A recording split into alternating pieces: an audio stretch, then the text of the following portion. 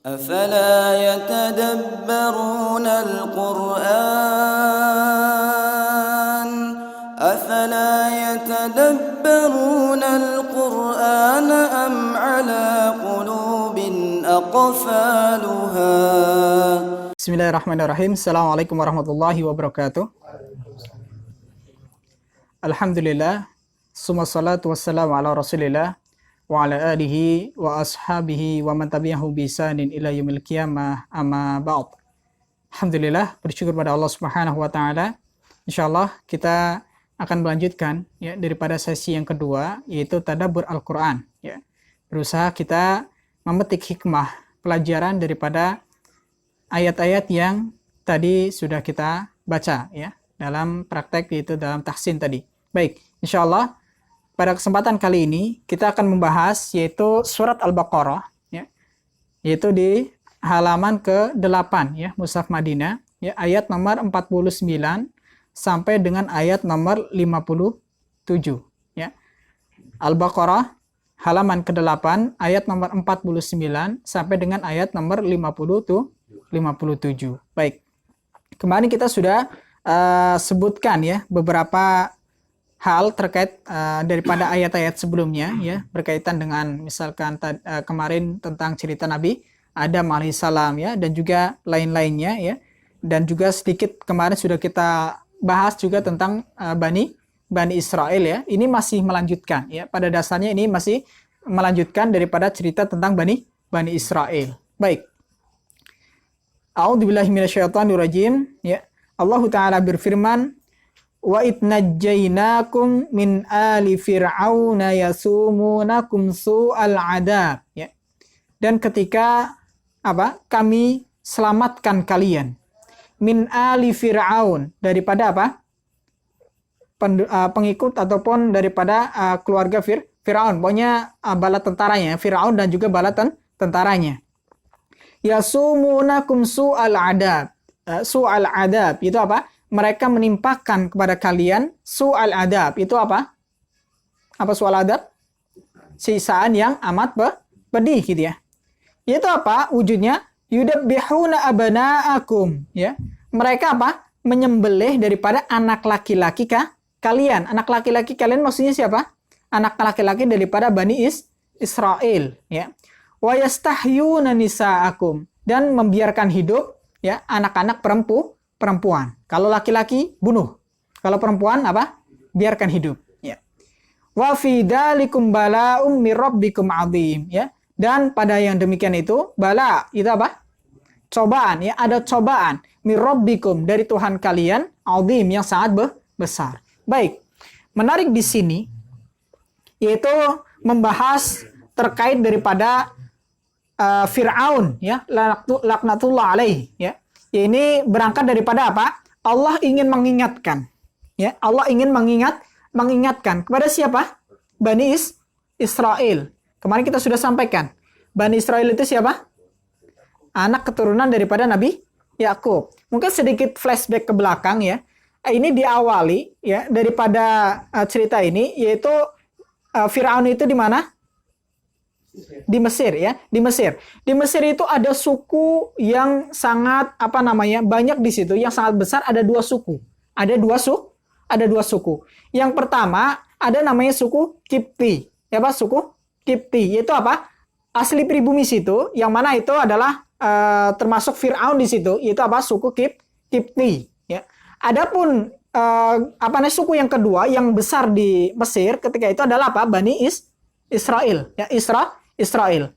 Ceritanya dimulai dari kisah Nabi Yusuf. Kisah Nabi Yusuf alaihissalam, yang mana ketika itu Nabi Yusuf alaihissalam ketika itu diangkat menjadi pembesar ya di Mesir. Ketika itu ceritanya panjang ya, dengan saudara-saudaranya ya, sampai dengan dijual, sampai akhirnya terlempar di mana?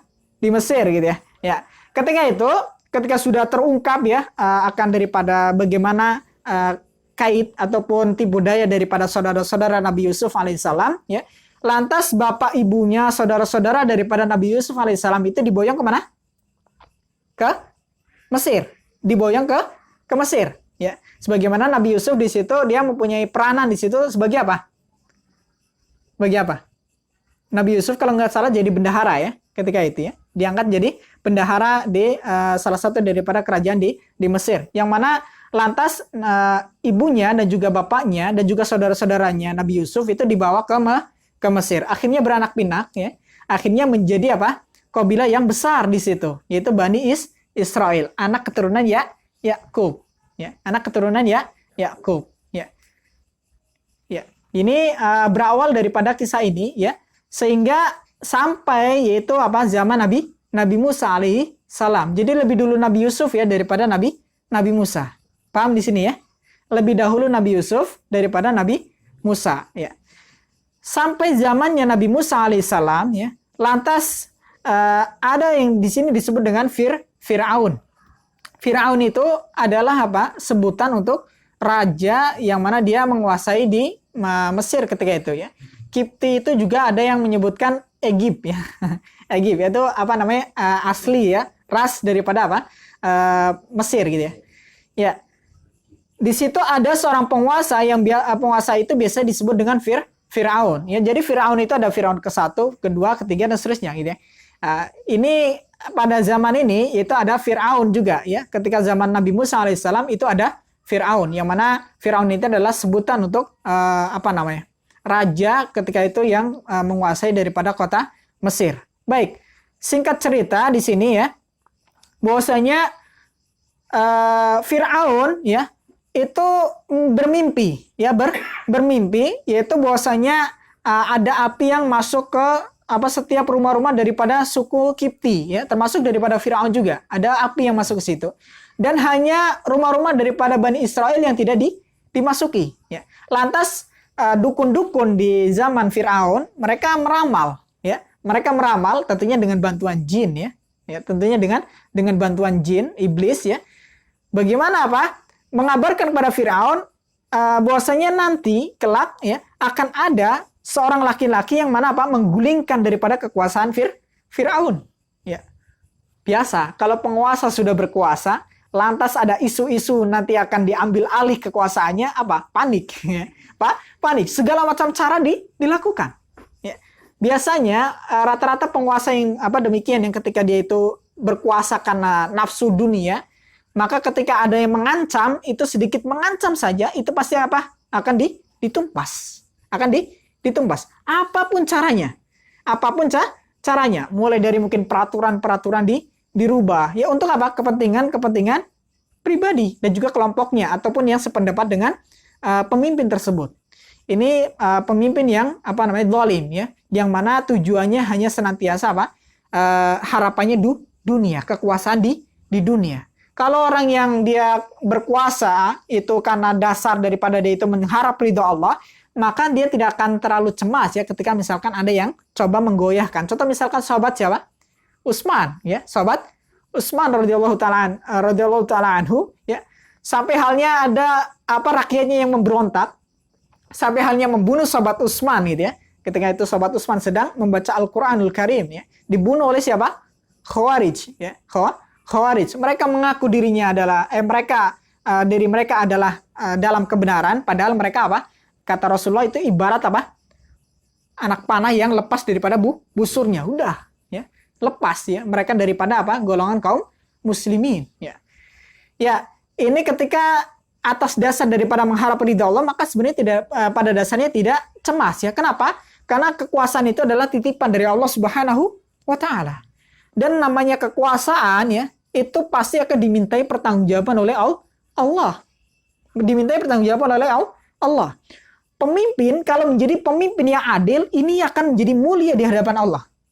Mulia di hadapan Allah. Bahkan kemarin kita pernah sampaikan, salah satu doa yang mustajab adalah doanya pemimpin yang adil ya. Bahkan dalam hadis yang lain Rasulullah menyampaikan termasuk daripada golongan yang mana akan diberikan naungan oleh Allah ya di hari tiada naungan kecuali naungan Allah adalah siapa yang pertama kali disebutkan? Imamul adil. Seorang imam yang adil, pemimpin yang adil. Jadi kalau pemimpin itu adil, maka akan mulia di hadapan Allah. Ya, akan lebih mulia di hadapan Allah dibandingkan daripada hamba-hamba yang lain. Akan tapi ketika misalkan pemimpin itu zalim, maka hina sehina-hinanya di hadapan Allah. Ya. Sebagaimana Firaun di sini, ya. cerita singkatnya tadi, bahwasanya para dukun di masa Firaun itu dikumpulkan meramalkan bahwasanya akan ada seorang laki-laki yang mana menggulingkan kekuasaan Firaun. Dikasih tahu bahwasanya itu berasal daripada Bani Israel, ya, berasal dari Bani Israel. Oleh karena itu, lantas Firaun, ya, dengan segala macam cara, diantaranya adalah apa di sini? Firaun membuat aturan apa? Agar supaya semua anak laki-laki daripada Bani Israel itu dibunuh. Kalau ada yang lahiran laki-laki, bunuh, ya. Kalau perempuan dibiarkan hidup. Singkat cerita, ya, kalau mau cerita secara detail, antum bisa lihat di surat Toha, ya. Surat Toha itu lumayan detail, ya. Bagaimana ketika Nabi Musa alaihissalam dilahirkan, atas bagaimana kok bisa sampai Nabi Musa itu masih hidup dan seterusnya, ya, ditaruh dalam peti di larung, ya, atau dihanyutkan di sungai Nil, gitu, ya. Lantas saudari perempuan daripada Nabi Musa itu mengikuti daripada Nabi Musa, gitu, ya. Akhirnya Nabi Musa alaihissalam itu sampai ataupun melewati daripada wilayah kerajaan daripada Firaun, dan ketika itu ada istri Firaun yang sedang berada di sungai itu dan mengambil, ya, daripada Nabi Musa. Lantas Allah jadikan hatinya cenderung untuk mau merawat daripada Nabi Musa, ya, mempertahankan Nabi Musa. Akhirnya Akhirnya Firaun itu bukannya tidak tahu bahwasanya Nabi Musa itu yang diselamatkan oleh istrinya itu adalah anak Bani Israel atau bukan. Firaun tahu, ya, tahu ciri-cirinya. Tahu ciri-cirinya bahwasanya itu adalah anak keturunan daripada Bani Israel, ya, Bani Israel. Akan tapi karena bujuk rayuan daripada istrinya, supaya jangan kau bunuh, ya. Bisa jadi dia akan menjadi penyejuk mata kita atau bermanfaat untuk kita. Bisa dilihat nanti di surat Toha, ya. Bagaimana ini? Kita bisa ambil pelajaran seorang penguasa yang begitu tangguh, gitu, ya, dan begitu segani dan begitu keji, gitu, ya, di hadapan seorang wanita, ya, yaitu istrinya luluh. Jadi ini juga menjadi dalil bahwasanya wanita itu mempunyai peranan besar, akan langkah apa yang diambil oleh suaminya. Makanya ketika kita ingin menikah, kita selalu disampaikan oleh Rasulullah SAW untuk memilih wanita yang baik agamanya. Kalau baik agamanya, biasanya tentunya ketika kita membutuhkan nasihat-nasihat atau membutuhkan daripada kritik saran, gitu, ya, membutuhkan daripada masukan-masukan, maka istri yang salehah akan tentunya membisikkan pada kita, ya, menawarkan pada kita ataupun mengarahkan kita, ya, memberikan pendapat pada kita untuk dalam kebaikan. Tapi kalau misalkan istrinya jelek, gitu, ya, kadang orang yang soleh pun, gitu, ya, mungkin orang yang berilmu pun kadang kala, ya, ketika istrinya mungkin mohon maaf kurang dalam kesolehannya atau keagamannya kurang, bisa jadi orang yang lelaki tadinya itu soleh, gitu, ya, itu bisa terbawa, ya, menuju kepada kejelekan atas daripada bujuk rayuan daripada seorang wanita, yang mana di sini dimaksudnya adalah istrinya. Ya, bagaimana Firaun, ya, yang tadinya mempunyai peraturan pokoknya semua daripada anak Bani Israel yang laki-laki itu dibunuh, tapi karena rayuan daripada istrinya akhirnya Musa alaihissalam itu dibiarkan hidup. Bahkan para ulama ada yang menyebutkan Nabi Musa alaihissalam itu bersama dengan Firaun itu sampai dengan umur 40 tahun. Umur 40 tahun. Karena ada yang mengatakan bahwasanya sempurnanya akal dan juga kekuatan itu di umur 40. Sedangkan Musa itu ketika itu dijadikan sebagai nabi, ya, diangkat sebagai nabi itu pas posisi Nabi Musa itu puncak daripada kekuatan dan juga kecerdasannya, ya, usia 40 tahun, ya.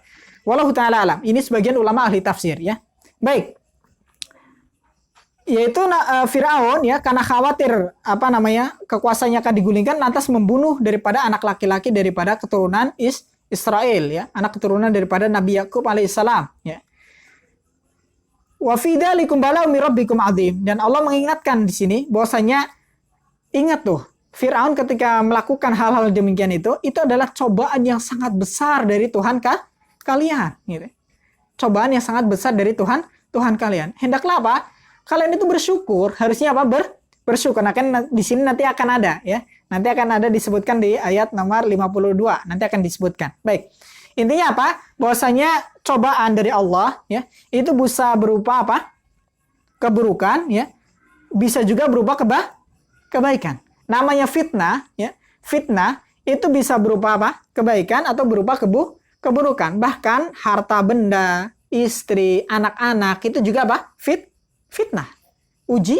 Ujian, ya. Jadi jangan dibayangkan namanya ujian itu pasti keburukan, tidak. Ya, ada orang yang diuji oleh Allah itu dengan kebaikan, ya, dengan kebaikan. Contoh misalkan Firaun, ya. Firaun sebenarnya pada dasarnya Allah uji dengan apa? Kebaikan, itu apa? Dengan harta benda yang melimpah, kekuasaan yang luas. Ya, ini Firaun. Tapi apa? Tidak dengan apa kekuasaan itu menjadikan Firaun itu beriman kepada Allah. Bahkan dalam ayat yang lain disebutkan ana rabbukumul a'la. Kata Firaun apa? Aku adalah apa? Tuhan kalian yang maha tinggi, ya. Masya Allah. Jadi menandingi Allah. Dia menganggap dirinya adalah sebagai Tuhan. Ya.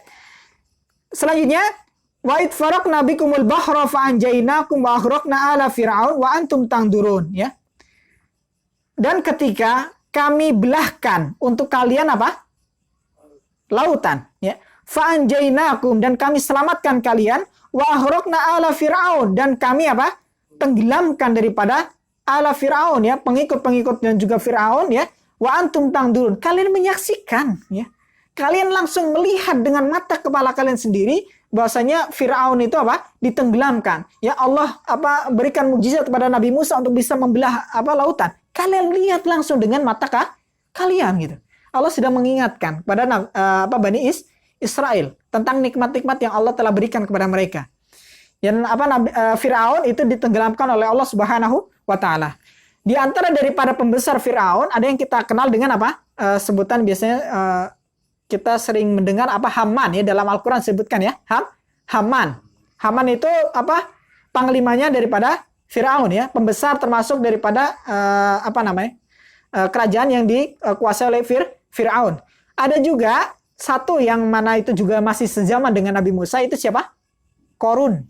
Ya, Korun itu masuk daripada apa? Bawahannya Firaun. Bedanya kalau Haman, ya, Haman itu masih sukunya Firaun, yaitu suku Kipti tadi, ya. Suku apa? Kipti. Kalau Korun itu beberapa ulama ahli tafsir menyebutkan termasuk daripada keturunan Bani Israel, ya. Keturunan Israel, ya, Bani Israel. Dia masuk dari suku Bani Israel, tapi apa? Dia beriman ataupun dia apa mengikuti daripada apa? Kepercayaan Firaun. Tidak mau beriman pada Nabi Musa. Ya, itu namanya Korun. Kalau Korun bukan ditenggelamkan, tapi apa? Dibenamkan ke bumi. Sehingga ada sekarang harta Korun, gitu. Harta karun. Mungkin mencari hartanya Korun, gitu, ya. Ya, Allah berikan ujian dengan apa? Banyaknya harta yang dimiliki oleh Korun. Tapi apa? Karena tidak menjadikan daripada harta itu menjadikan harta itu beriman, maka apa? Allah tenggelamkan dia ke dalam bumi. Makanya kaidah para ulama sering kita sebutkan apa? Kullu ni'matin la tuqarribu minallah fahiya baliyah. Setiap nikmat, perhatikan di sini, catat baik-baik, setiap nikmat yang tidak bisa menjadikan kita dengan nikmat itu semakin dekat pada Allah, fahiya baliyah. Maka nikmat itu adalah apa? Musibah bagi kita. Bisa jadi nikmat itu akan mendatangkan apa? Azab dari Allah Subhanahu wa taala. Musibah bagi kita. Ya, musibah bagi kita di dunia ataupun di akhirat, ya, musibah di dunia ataupun di akhirat. Baik, ini sedikit, ya, cerita tadi nyambung ternyata, ya. Makanya ada Korun. Berarti Korun itu masih masa daripada Nabi Musa alaihissalam, masih umatnya Nabi Musa. Ini cerita Nabi Musa itu kayaknya kalau nggak salah paling banyak sebenarnya disebutkan dalam Al-Quran, ya. Coba dicek, kayaknya saya perhatikan, ya, menurut saya mungkin bisa di riset, gitu, ya. Cerita tentang Nabi Musa ini paling banyak disebutkan dalam Al-Quran. Ya, paling banyak. Ya. Adapun Nabi Isa ini sedikit. Nabi Isa itu sedikit. Kenapa? Ya, walau ta'ala alam, ya. Nabi Isa itu termasuk daripada apa? Dianggap oleh Bani Israel, orang-orang Yahudi. Orang Yahudi, ya, paling tepat, ya. Saya sebutkan orang Yahudi. Yaitu apa? Anak zina. Anak zina. Nggak ada bapak, gitu, ya. Jadi anak zina. Akhirnya mereka apa? Salib, mereka bunuh. Pada dasarnya yang disalib ataupun dibunuh itu bukan Nabi Isa alaihi salam. Ya, Nabi Isa alaihi salam itu diangkat oleh Allah Subhanahu wa taala ke langit. Wallahu taala alam. Ya, nanti di hari kiamat akan diturunkan kembali oleh Allah Subhanahu wa taala untuk membunuh Dajjal laknatullah alaihi. Baik. Kita lanjutkan di sini, yaitu bahwasanya Firaun ya, singkat cerita itu benamkan ke dalam lautan oleh Allah Subhanahu wa taala. Kalau mau dilihat ceritanya ini sebenarnya panjang ya, panjang. Lantas hikmahnya apa? Kenapa kok Allah nggak langsung musnahkan Firaun gitu ya? Langsung misalkan ketika sudah menyatakan saya adalah Tuhanmu misalkan atau Tuhan kalian, setelah itu langsung Allah hancurkan? Ternyata tidak. Tidak. Allah jadikan lama ya, ceritanya lama sampai halnya Nabi Musa alaihissalam bersama dengan siapa? Saudaranya siapa? Harun ya. Harun yang mendatangi Firaun untuk berdakwah. Bagaimana Nabi Musa memohon pada Allah Subhanahu wa taala untuk menjadikan daripada saudaranya itu Harun untuk menemaninya ya, sebagai nabi juga ya, untuk menemaninya untuk mendakwai daripada Firaun. Tapi dalam sejarah kita tidak pernah dapati Nabi Musa mengajak daripada kaumnya gitu ya, berbondong-bondong untuk demo kepada Firaun, nggak ada. Ya, nggak ada. Yang ada adalah apa? Nabi Musa alaihissalam ngajak siapa? Saudaranya untuk datang langsung menemui siapa? Firaun. Wa qula qaulan layyina la'allahu yatadakkaru aw yakhsha. Dalam surat Taha disebutkan apa?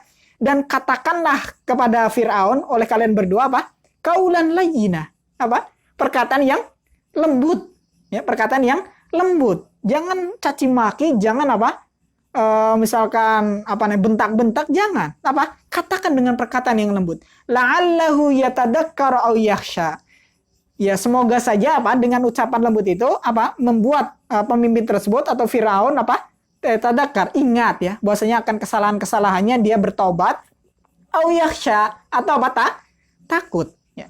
Ini jadi dalil, makanya banyak mungkin ya beberapa asatid ya ataupun ulama khususnya mungkin di Indonesia itu mereka mengharamkan demo ya. Ada banyak ulama juga yang mengharamkan demo. Ini berdalil dengan kisah Nabi Musa alaihissalam bersama dengan Firaun ya, sekejam-kejamnya Firaun ya, meskipun Firaun tentunya kita tahu itu bukan negara Islam, bukan negara Islam ya. Firaun yang kerajaan yang dipimpin oleh Firaun itu bukan negara Islam, tapi bagaimana Allah menunjukkan ya bagaimana hikmahnya itu untuk supaya mendakwai pemimpin yang zalim itu dengan cara yang baik ya. Jangan sampai kita barangkali membuka aib daripada pemimpin kita ya di muka umum. Ini yang insyaallah kita pegang gitu ya.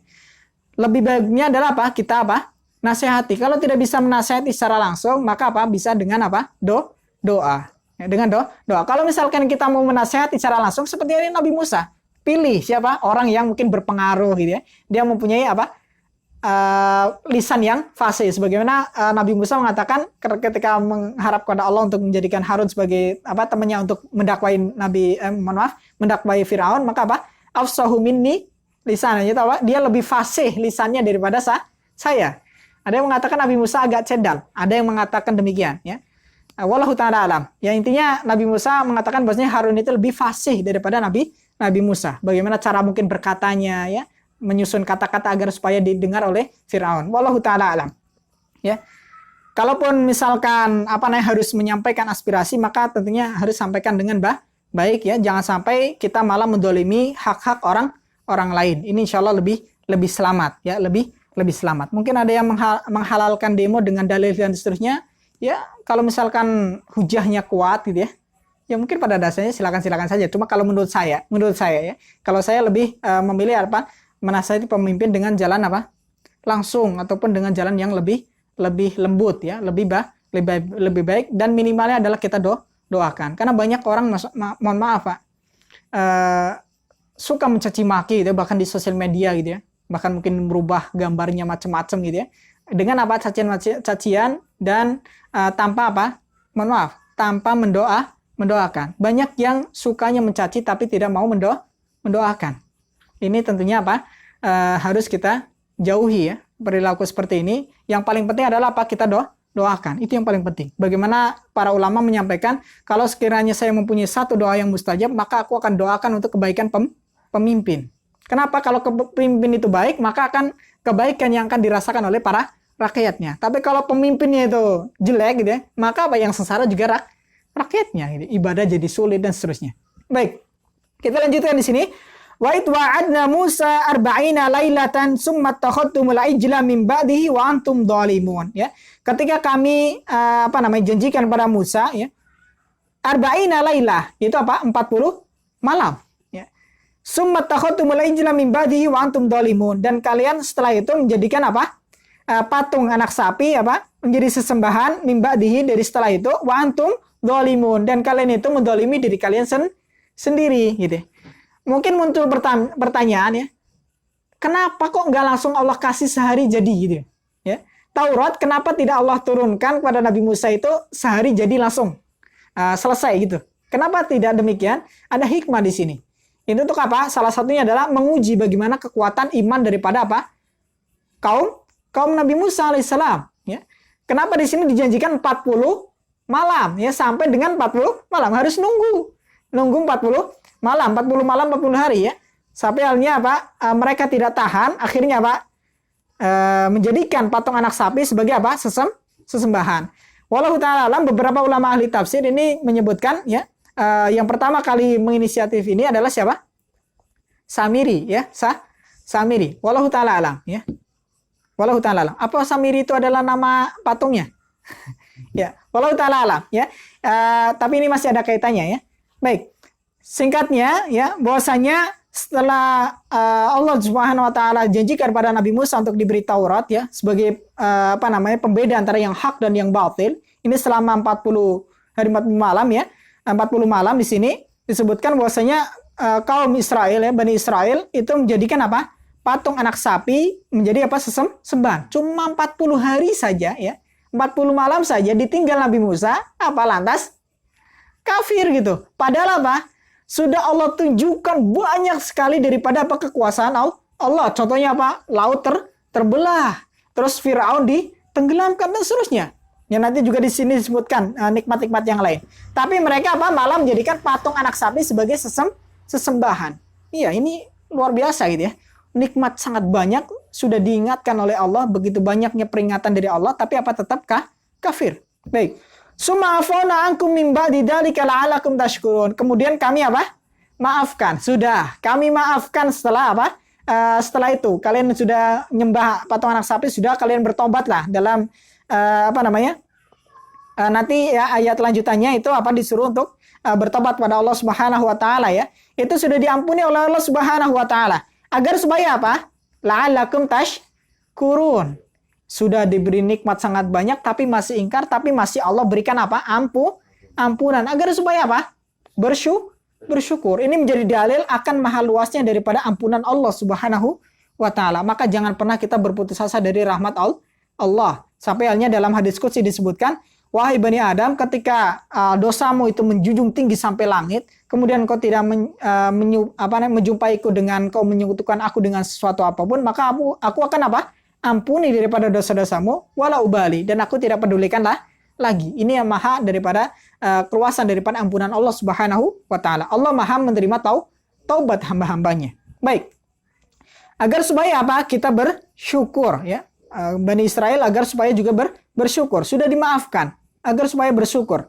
Syukur berarti di sini kemarin kita pernah sebutkan. Syukur itu bukan hanya sekedar mengucap alhamdulillah, tapi terwujud dalam hati mereka, itu dengan mereka menggunakan nikmat-nikmatnya itu untuk dalam rangka taat pada Allah. Lantas dengan lisan dia mengucapkan nikmat, ya, daripada nikmat-nikmat Allah. Terus dalam anggota badan dia gunakan daripada seluruh nikmat itu untuk dalam rangka mencari ridho Allah. Ini harapannya.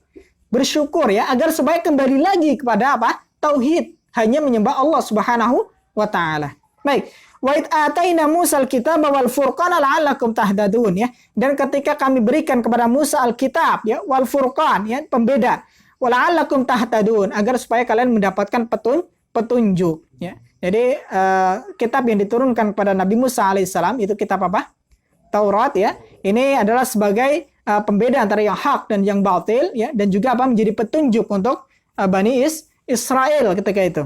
Jadi Nabi Musa alaihissalam itu diutus untuk umat terbatas saja, ya, tidak semua umat. Adapun Nabi Muhammad SAW itu diutus untuk rahmatan lil alamin, untuk semua manusia, ya, semua makhluk Allah Subhanahu wa taala. Baik. Wa id qala Musa liqaumihi ya qaumi innakum dhalamtum anfusakum, ya. Ketika Musa berkata kepada kaumnya, wahai kaumku, sesungguhnya kalian telah mendolimi diri kalian sendiri. Jadi pada dasarnya ketika seseorang itu berbuat syirik ya ataupun menyekutukan Allah, maka tidak ada kerugian bagi Allah. Allah nggak merasa dirugikan dengan orang itu berbuat syirik, ya, ataupun hamba-hambanya berbuat syirik. Allah tidak merasa dirugikan, nggak akan mengurangi daripada kekuasaan Allah. Pada dasarnya ketika seorang itu berbuat kesyirikan, maka dirinya sendirilah yang sedang didolimi. Makanya di sini disebutkan wa antum innakum dalamtum anfusakum. Kalian mendolimi diri kalian sendiri dengan apa? Kalian menyekutukan Allah. Ya, kalian bermaksiat pada Allah. Kalian pada dasarnya mendolimi diri kalian sendiri. Kenapa? Itu akan mengakibatkan kalian itu mendapatkan entah itu siksa di dunia ataupun di akhirat. Ya, kalian mendolimi diri kalian sendiri. Bittikhadikumul ijla, ya, dengan kalian itu menjadikan patung anak sapi itu sebagai sesembahan. Fatubu, maka bertobatlah. Bertobatlah ila barikum, itu kepada Tuhan kalian, faqtulu anfusakum, lantas bunuhlah diri kalian sendiri. Dalikum khairul lakum, ini disuruh untuk bunuh diri. Bunuh diri. Baik. Dalikum khairul lakum, dan demikian itu lebih baik ya bagi kalian, inda barikum, di sisi Tuhan kalian. Fataba alaikum, maka insyaallah Allah akan ampuni kalian, ya. Innahu huwat tawwabur rahim, sungguhnya Allah itu Maha penerima taubat dan juga Maha penyayang, ya. Allah itu Maha penerima taubat, ya. Lantas bagaimana kalau Nabi Musa alaihissalam, ya, umatnya itu ketika berbuat kesyirikan itu suruh taubatnya dengan bunuh gitu ya, bunuh diri. Atau dalam beberapa ulama ahli tafsir menyebutkan orang-orang yang menyekutukan ini tidak semuanya, ya, tidak semuanya daripada Bani Israel itu berbuat kesyirikan. Ada di antara mereka yang masih tetap kokoh di atas keimanan. Itu ada yang mengatakan orang-orang yang menyekutukan Allah ataupun berbuat kesyirikan lantas dibunuh, disuruh orang-orang yang beriman itu untuk membunuh orang yang menyekutukan Allah. Wallahu ta'ala alam, ya. Intinya demikian. Dan ketika di sini disebutkan, ya, wa'id qultum, ya, dan ketika kalian berkata, ya Musa, wahai Musa, lan nu'mina laka, dan kami tidak akan beriman kepadamu hatta narallaha jahra. Kurang apa coba, ya? Ya, sudah diampuni oleh Allah, lantas berkata, saya nggak mau, kami nggak akan beriman wahai Musa. Lan di sini pakai kata lan gitu ya, dengan huruf lan. Di sini menyebutkan artinya tidak akan, ya, tidak akan. Kalau pakai lam maka artinya belum, ya. Lam nu'min misalkan, ya, itu artinya belum beriman. Tapi kalau pakai lan itu artinya tidak akan beriman. Kami tidak akan beriman, ya. Mana tadi? Ya, kami tidak akan beriman laka kepadamu, ya, hatta narallah, sehingga kami melihat Allah jahra, langsung gitu, jelas kami melihat Allah. Allah itu bagaimana gitu. Menantang ini Bani Israel. Ya. Fa akhadatskumus sa'iqatu wa antum tanzurun. Lantas sa'iqah apa? Di situ terjemahkan sa'iqah apa itu? Suara apa? Ada di situ disebutkan? Ya, halilintar gitu ya. Menyambar kalian halilintar wa antum tanzurun, dan kalian menyaksikannya. Sudah mati gitu ya. Lantas summa ba'asnakum, kalian dihidupkan kembali. Sudah dimatikan oleh Allah, lantas dihidupkan kembali oleh Allah gitu, ya. Mim ba'di mautikum, daripada setelah kematian kalian. La'allakum tashkurun, agar supaya kalian bersyukur. Kembali lagi, ya, Allah sudah ampuni daripada kesalahan mereka, lantas Allah sudah azab mereka dengan Allah matikan mereka. Lantas Allah bangkitkan kembali, mereka sudah merasakan kematian gitu ya. Mereka sudah merasakan langsung azab Allah di dunia gitu.